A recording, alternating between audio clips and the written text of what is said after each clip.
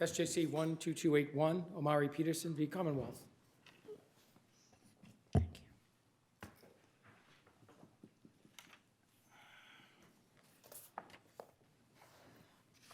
Mr. LaGrassa, good morning. Good morning. Thank you, Chief Justice Gantz. May it please the Court, my name is Adam LaGrassa, and I represent the Commonwealth of Massachusetts in this matter. This case concerns whether Omari Peterson is an eligible claimant under General Law, Chapter 258D, the Erroneous Conviction Statute. To determine eligibility, the statute requires us to look at the judicial relief that was obtained by Mr. Peterson and to determine whether that judicial relief rests on grounds which tend to establish his innocence. In this case, Mr. Peterson was convicted of possession of a dangerous weapon that was found in his pocket during a traffic stop.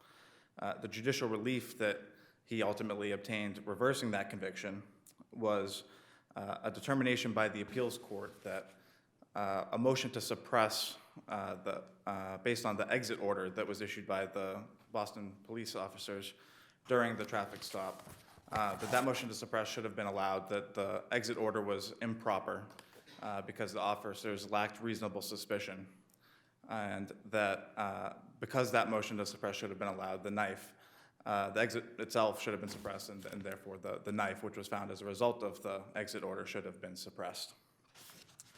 A ruling that certain evidence of guilt should have been suppressed does not tend to establish innocence for purposes of General Law, Chapter 258D. This case is readily distinguishable from other cases, other 258D cases, where the claimant was deemed eligible, such as the Drumgold case and the Guzman case. Here, the facts and circumstances justifying reversal was the erroneous admission of evidence of guilt and not the exclusion of evidence of innocence.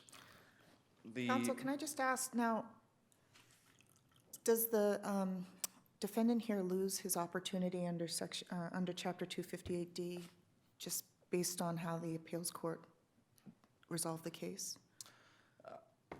Yes, what we're required to do is to look at the judicial relief that was obtained by Mr. Peterson. And in this particular case, the judicial relief that was obtained by Mr. Peterson was a determination that his motion to suppress should have been allowed. But they didn't reach the other arguments that he put forward, right? That's correct. He brought other arguments about whether the knife itself was a dangerous weapon within the meaning of the statute, and also concerns about the jury instructions having to do with the knife. And the appeals court, in reversing his conviction, declined to reach those particular grounds and instead decided the case on the suppression issue. So under the statute, those are the grounds that we're required to look at, the specific judicial relief that Mr. Peterson did in fact obtain. So since we are restricted from considering those other alternative arguments that did not form the basis of the reversal of Mr. Peterson's conviction, we look at the suppression issue, which I think clearly does not meet the requirements of the statute. But you'd have a different answer if the appeals court had said, as a matter of law, this is not a dangerous weapon. In that hypothetical scenario, yes, I think the analysis would certainly be very different, but that's not what we have here. What we have is a ruling from the appeals court that the motion to suppress should have been allowed, and I think it's very clear that rulings such as this, where the determination is that evidence of guilt was admitted but should have been suppressed, does not tend to establish innocence. Excuse me. And I would urge the court to consider the appeals court decision in the Riley case, which essentially considered this same issue. In Riley, we were dealing with the erroneous admission of statements of a non-testifying co-defendant. It was a Bruton issue. Here we have a little bit different. We're not talking about witness statements. We're talking about the admission of physical evidence, but functionally it's the same. We're talking about the erroneous admission of evidence that would establish guilt.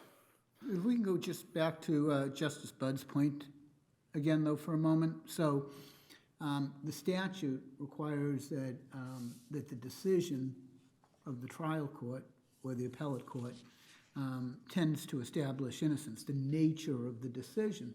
But if somebody succeeds on a motion to suppress, they never get an opportunity to utilize the statute and litigate whether or not they might indeed be innocent. Right, that may be the case, but what we have is the eligibility requirement that the legislature saw fit to place in the statute in order to limit the number of claimants.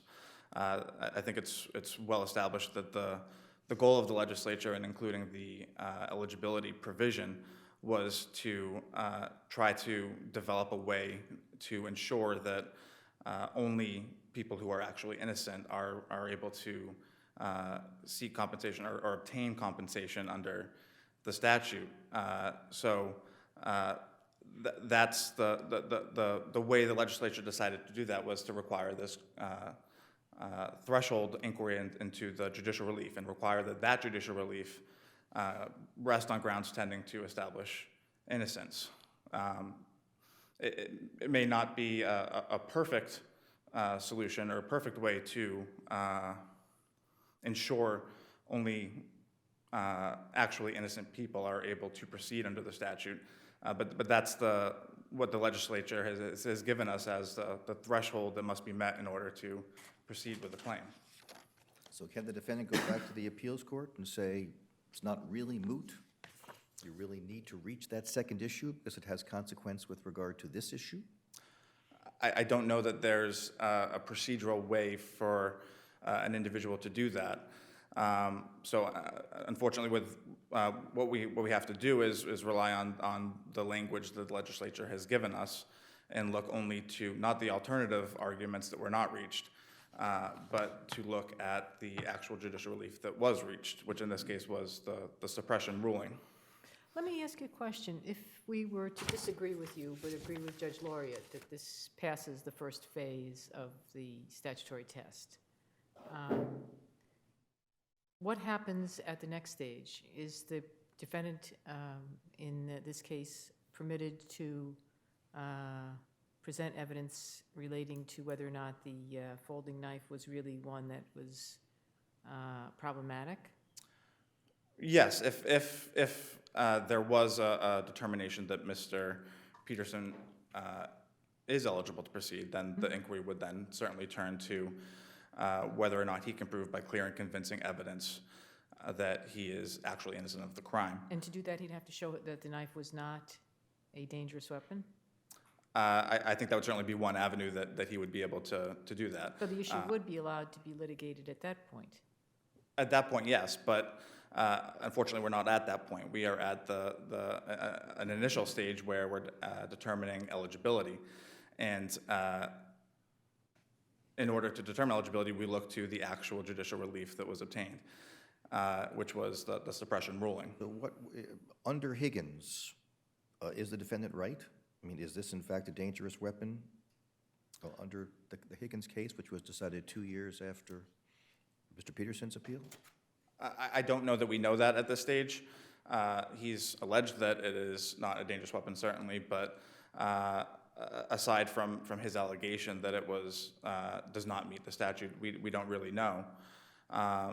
We do know that Mr. Peterson did have a criminal trial and presumably raised any concerns about whether the legality of the knife at that stage, and we do know that a jury was instructed on the law, at least as it stood at the time prior to the Higgins decision, and so instructed, the jury determined that the knife in question was a dangerous weapon. I think Judge Laureate in his decision talked about it being speculative at this stage to say that as to whether or not the knife is a dangerous weapon or not. I would disagree with that respectfully, because we do have a jury that made a determination that the knife was in fact a dangerous weapon. Yeah, but they didn't have, I think you just mentioned it, they didn't have the case in Higgins that looks at whether or not the blade can end up being in a locked position, whether the device can just go right from the case to a locked position or from the device to a locked position. Right, they certainly didn't have So in other the, words, that adjudication doesn't answer whether he's actually factually guilty or not. I think we still have to go back to and look at not whether or not the knife meets the definition or not, because we don't have, or Mr. Peterson has not obtained judicial relief on those grounds. So to speculate now about how things would be different or what the ruling would be if it was based on the alternative argument rather than the ruling as it stands, we just don't know. And I think it's one concern about considering these alternative arguments that were not reached and that do not form the basis of the judicial relief that was obtained, is we are sort of left trying to put ourselves in the shoes of the appeals court and think about what they might have been considering at that time. And I don't know that sort of speculation is useful. Instead, what we are required to do by the statute and need to do is look at the judicial relief that was actually obtained. Well, right, but it's not because the defendant didn't raise the issue. It's just that the appeals court decided not to address the issue. That's correct. And it could do it because it had another handy-dandy, nice issue that it could decide and say, well, it needs to be suppressed anyway, so what difference does it make for whether or not it was a danger? We don't need to get to that. There's something peculiar, though, about saying that the statute is intended to to provide recompense for only those who are actually innocent, but really not for everybody who might be actually innocent, which is really the position you seem to be taking. The position I'm taking is that the statute as written requires us to look at the judicial relief that was actually obtained. And applying that rule to this case, the judicial relief that was obtained by Mr. Peterson was based on the suppression of the knife, which does not tend to establish his innocence. It might be consistent with innocence, and the knife being suppressed certainly makes the Commonwealth's job much harder to prove, or if not impossible, to prove its case against Mr. Peterson, but does not actually tend to establish his innocence. The case was null prost after that, or what? I'm sorry? After the appeals court decision, what happened? Did the Commonwealth decide to re-prosecute? So the appeals court actually vacated the conviction and ordered that the motion to suppress be deemed allowed. I would assume that, and I don't know the answer to this question definitively, but I would assume that the motion to suppress being allowed and the exit order and everything that happened thereafter is no longer admissible. So the Commonwealth no longer really has a case. What's the status of the case, the criminal case right now on the docket? Like if we were to look up the docket on the criminal case, would it say that there'd been a null pros? Would it say it's just pending and hanging out there? I'm not sure what the criminal docket says. I haven't checked in. I don't know that that's it's not on the record in this case, but we do have the appeals court decision, which indicates that the conviction is vacated and that an order would be entered that the motion to suppress be allowed. I just want to address an issue that is raised in Mr. Peterson's brief. He essentially argues that the fact that the appeals court ruling that there was no reasonable suspicion, that ruling tends to establish his innocence, and I would respectfully say that that's not correct. The fact that there's been a ruling or a determination that reasonable suspicion was lacking does not tend to establish innocence. It certainly might be consistent with innocence, but reasonable suspicion is a standard that a police officer needs to satisfy in order to continue an investigation or to detain a suspect to continue an investigation. It does not necessarily have anything to do with whether or not a crime has been committed.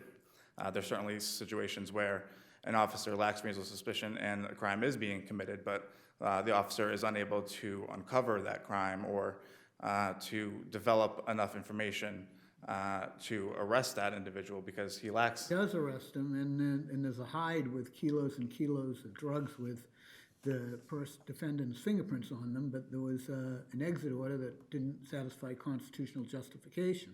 Doesn't mean he's factually innocent, it just means that the motion's allowed and the case doesn't go forward. Right, I mean, that, a police officer could certainly make that discretionary decision, but that the fact that he or she lacked reasonable suspicion, it has no nexus to whether or not a crime has been committed or whether or not an individual is innocent of a crime. Right. I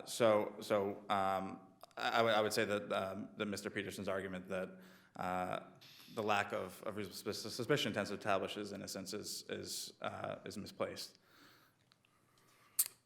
Okay, thank you. Thank I you. think your time is up. Thank you.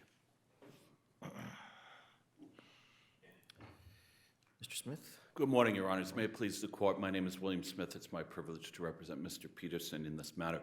I mean, a couple of things. The Commonwealth has, in all of these cases, raised this exact same argument, which is to say, well, such and such claim of judicial relief or premise for judicial relief that was granted below in the appeals court or perhaps in the trial court has no nexus to innocence.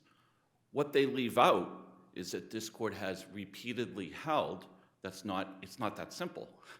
We look to the facts and circumstances surrounding the claim of judicial relief or the grant of judicial relief.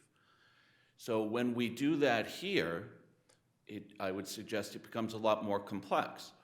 There could certainly be grounds where suppression, exclusion, a Fourth Amendment issue, for instance, like an administrative, ministerial type issue in a search warrant, where that, frankly, would have nothing to do with the facts and circumstances probative of either guilt or innocence. I would concede that. That's not the case here. The case here is that the appeals court held that there was manifestly no reasonable suspicion. Why? Well, because there was no indicia of criminal activity to warrant the exit order. Right, but the crime he was charged with was not what he did before they pulled him from the car. Well, that's true, but... It's what he was in possession with when he was inside the car. Correct, Your Honor. That's true, but the statute doesn't require that. The statute does not say, the statute says the innocence of the individual. It does not say that that innocence has to have a direct nexus to, Right, no, I the crime understand that. I the mean, individual I can imagine a Frank situation where there could be a suppression. Exactly. But this is not a Frank's Exactly. situation. So Exactly. I don't quite understand here, apart from the issue of whether or not the knife itself the possession was a crime, how you prevail based simply on the suppression of the search. Because the fact of the matter is, the grounds here related to reasonable suspicion, and the appeals court said that there was a lack of indicia of criminal activity. So it relates in the broader sense to the issue of innocence. They have no knowledge of the knife until after they get him out. So the exit order could be based upon furtive movements. It could be based on something they see. It could be based upon criminal history, etc. I mean, the exit order has very little to do with what they find subsequently, correct? That may be, but again, to go back to Chief Justice Gantz's question, but the statute doesn't require that. I mean, the Commonwealth is asking this court... Well, you got a judicial determination that the exit order was invalid, correct? Correct. You did not get a judicial determination that this was not a dangerous weapon. Correct. However, that's not required. The statute does not require it. The statute requires grounds pertaining to the broader issue of innocence. And so there is no such requirement in the statute. Statute doesn't really put it like that, right? Grounds I mean, pertaining to I'm the broad, paraphrasing. Correct. It's a very specific language. Right. And I'm it links it to the judicial relief obtained, doesn't it? Correct. But I mean, this court has repeatedly held that we are to look to the facts and circumstances behind that judicial claim of relief, or the grant of relief that took place either in the appeals court or the trial court or this court, whatever the case may be. Suppose the defendant had not raised in front of the appeals court the issue of whether or not the knife was a dangerous weapon. Does that make a difference? It could be. It could be. I mean, perhaps there'd be a doctrine of some sort of estoppel or something of that nature that would preclude him now from doing so. Fact of the matter is, I mean, my client served multiple months for possessing a folding knife that any one of us can buy at Walmart, Cabela's. I hunt, I fish, I kayak. He lost multiple months of his life because of that. But again, I recognize that in and of itself. I mean, we had the discussion earlier with my brother about, this sort of anomaly in the statute. But the fact of the matter is, the statute does not say that it has to be the innocence as related to the offense or offenses for which the defendant ended up being incarcerated or sentenced to a year or more in jail. Statute doesn't say that. So the Commonwealth is really here asking for this court to sort of impute that, and I would suggest that's not what this court should do.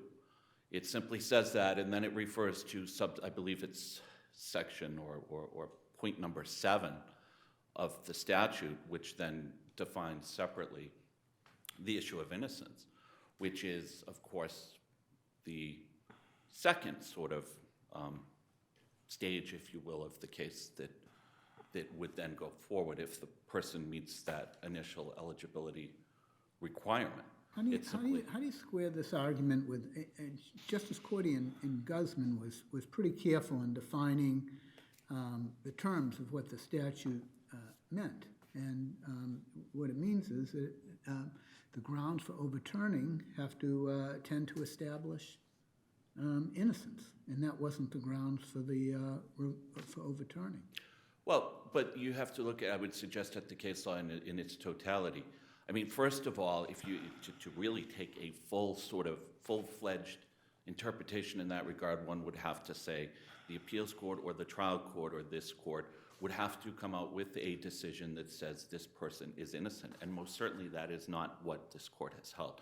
This court has held that the grant of judicial relief were to look at not just the grant in the abstract, but we're to look at the facts and circumstances behind it. And again, number one. Number two, and again, the statute does not say that the innocence has to relate to the underlying charge that the person is sentenced on, wrongfully convicted and wrongfully sentenced. What do you think it does relate to, if it's not that? It just uses the term innocence broadly. It does not say. No. It does not, Your Honor, say that it has to be that the person is, that it has to relate to the charge, like in my case, where my client did multiple months for possessing what was claimed to have been a dangerous weapon. Well, Justice Lincoln in Irwin said that the court said that the opinion had to tend to show innocence. So if you're parsing the statute to the extent that there's daylight there, the statute's already been interpreted in Irwin and in Guzman. There was also the Santana case, Your Honor, which more recently, which the Santana case had to do with the issue of whether a required finding of not guilty would come under the ambit of the statute. And I mean, one could also say, well, that's not really probative of the issue of innocence. The prosecution might have had a bad day. The prosecutor might have just simply neglected to introduce evidence as to one or more elements of the offense. But the fact of the matter, so I mean, again, I'm saying this because that can be taken to its logical extreme, which is that there'd have to be some sort of a pronouncement of innocence, and that simply cannot be. So what do you think about, or what would you say to Judge Laureate in his decision? He says that absent a decision on the claim on appeal that the knife was legal, it would be speculative to conclude that the judicial relief granted by the appeals court does not rest on grounds tending to establish innocence.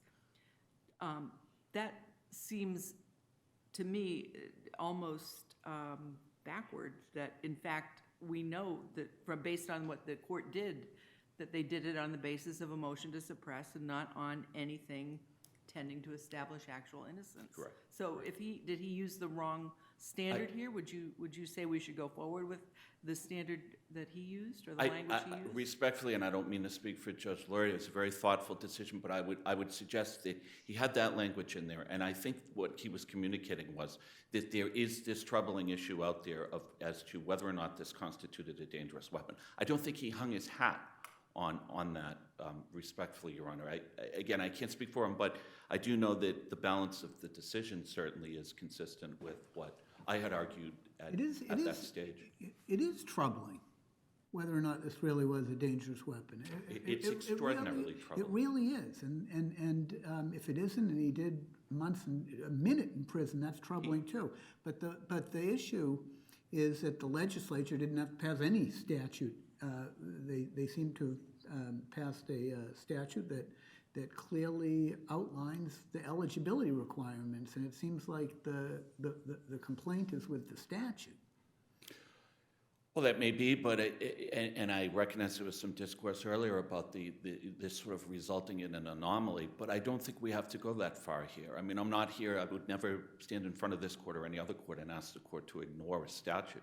The fact of the matter is the law is the law. I mean, that's the legislature's prerogative. I think that certainly there is some ambiguity in the statute, but again, I would go back to those two main points, which is number one, we do have the precedent of this court, which has repeatedly held we're to look at the facts and circumstances behind the claim of judicial relief or the grant of judicial relief, not just, that in the abstract. I mean, there was another reported case, and I can't remember which one, but certainly that held that it was sufficiently related to the issue of innocence in an ineffective assistance of counsel claim. So I don't think that it's a question of, I mean, if we really took this to its logical extreme, I would suggest even the Lattimore standard wouldn't suffice. Because all Lattimore is saying, it's not saying that the person is actually innocent. It's simply saying that the evidence as presented by the Commonwealth did not constitute, did not meet each and every element of the crime. Could have been a bad day by the prosecutor, could have been a police officer who just sort of, sometimes it's tough to get witness testimony out for a prosecutor or for a defense attorney. But the fact of the matter is, I would suggest that when we look at the facts and circumstances behind this, they are sufficiently probative of the issue of innocence. Innocence has to at least include sort of the basic, evidence of guilt versus evidence of innocence, exculpatory evidence versus inculpatory. And that's what we have in the appeals court's decision in this case, number one. And number two, again, regardless, there is nothing in the statute that requires what the Commonwealth is suggesting here, which is that there has to be that nexus between the grant of judicial relief and like in my case, like my client's case, he lost multiple months of his life for, I respectfully suggest, it was a lawfully possessed knife he had for work. Does he have any claim against the police officers? I don't do civil rights work. Perhaps he does. I would suggest, I believe under federal law, state law, there would be that additional requirement of sort of animus or something to that effect, and I'm not clear. I don't think there's any indication here that the police acted in bad faith in terms of bringing the charges. I mean, the fact of the matter is the defendant filed a motion to dismiss, which was denied. And there was some sort of with all due respect, the Commonwealth's argument was literally that somehow you could piggyback onto the statute, the 269 section 10. Somehow you could piggyback onto that, some sort of a municipal ordinance or something of that nature, which, I mean, frankly, when I first read that, I was just shocked. I have no explanation as to why that motion to dismiss was denied, but I would suggest that people have to have recourse under this if in no other case, someone who loses multiple months of their life for owning a weapon, I shouldn't say, a tool that they can buy at Walmart. But I mean, it seems also true that if the Commonwealth had said, if Higgins had come out and they said, oh dear, under Higgins, it turns out we were wrong, and the Commonwealth had itself moved to vacate the conviction, he would still not be eligible for relief under this statute. Well, I'm sure that's what they would argue. I wouldn't concede that. I would also, there was the notice of Higgins. I believe Higgins was 2014. There was a precursor to that case in 2011 as well. So I don't think this was really anything that was breaking new ground at all. I think Higgins just sort of really clarified the fact that a folding knife is not within 269.10. And that's all this was. It was a folding knife. So it was not a switchblade. It was a folding knife, Your Honor. It was not a switchblade. It was not even, knives are now made that have like an assist, they call it. And I guess perhaps there's a question going forward whether those would be within the dangerous weapons statute. SOG makes them as an example. This was not even that. It was a folding knife he used to cut boxes at work. But the structure of the statute is, I think it's 1B is the eligibility. And the plaintiff only gets to litigate whether or not they're innocent with the burden that they have if they satisfy the eligibility requirement of the statute. And it seems from the previous, not just the language of the statute, but Guzman and Irwin, that clearly under 1B that your client doesn't satisfy. I would respectfully disagree. Again, I would go back to defer to what I said before, which is the statute speaks broadly of the concept of innocence. And the fact of the matter is the judicial relief that was entered here is based on a premise that is under the ambit of the larger question of innocence. Okay, thank you. Thank you.